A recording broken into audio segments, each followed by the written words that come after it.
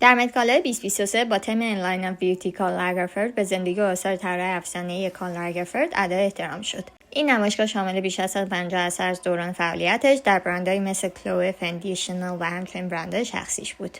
از اونجایی که این طراح زمان زیادی از حرفش رو با برند شنل همکاری کرده، اکثر عموم اون رو با ترکیب سیاه و سفید، مروارید، گل رز سفید، پارچه تویید، دوخته پارامتریک، چرم، پاپیون یا گربش میشناختن. ولی انتظار میرفت در همچین مراسمی که به یاد بوده این شخص گذاشته شده، طراحی فقط شامل یکی از این المان‌های سطحی نباشن و به عنوان نماینده‌ای از برندهای بزرگ با نگاهی عمیق‌تر استایل‌های جذابی به وجود بیان.